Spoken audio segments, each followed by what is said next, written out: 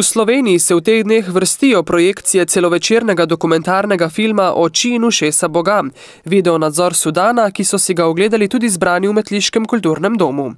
Gre za pretresljiv film humanitarnega aktivista Toma Križnarja in režiserke Maje Weiss, za katerega sta v začetku meseca prejelo nagrado Na svoji zemlji, ki jo Društvo slovenskih filmskih ustvarjalcev podeljuje za humanitarna filmska prizadevanja.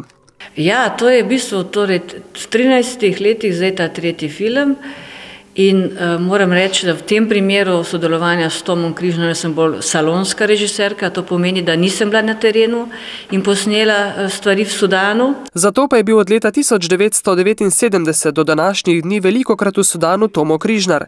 In tokratni film je pravzaprav njegovo dokumentarno pričevanje o skritem iztrebljanju afriških staroselcev na območjih Sudana, bogatih z naravnimi viri. V primerjavi s prejšnjimi Križnarjevimi filmskimi projekti je tokrat poudarek predvsem na akciji razdeljevanja videokamer, satelitskih telefonov in druge opreme prebivalcem Nubskih gora, Darfurja in Modrega Nila. Da bodo lahko ljudje na področjih, kjer ni organizacij, kjer ni novinarjev, kjer ni nobenih medijev, sami posneli trenutne razmere, grozote, ki jih doživljajo dnevno in svet obveščali o tem in s tem prepričali svetovno javnost, da nastopi proti kriminalcem, proti storilcem, ki to počnejo in konec koncev to dopuščajo. V minulih 3 letih sta Tomo Križnar in Klemen Mihelič na vojnih območjih Sudana prostovoljcem razdelila več kot 400 kamer, ki so postale božje oči in ušesa v Sudanu.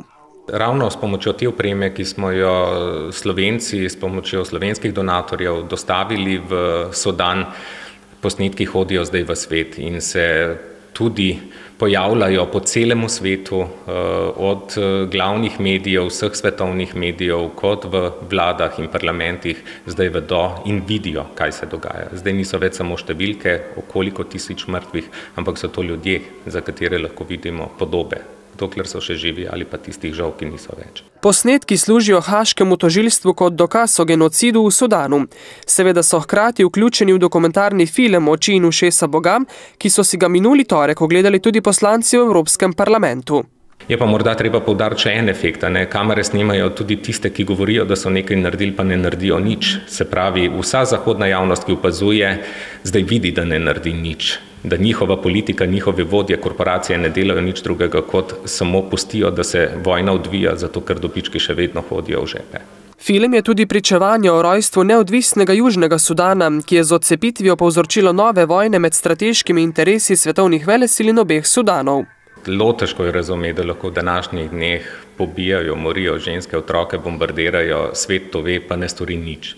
Kaj pričakujem? Težko je reči, glede na to, da je zadnja vojna v Sudanu trajala 22 let, v Darfurju traja že 9 let, v Nubskih gorah se je začelo lansko leto junija, novembra, oktobra se je začelo v Modrem Nilu, pa se še vedno nadaljuje. Le s skupnimi močmi lahko premaknemo svet, pravi Mihelič, in pri tem lahko pomaga vsak, z evrom ali 2 za nakup kamer, ki jih potrebujejo predvsem v Modrem Nilu.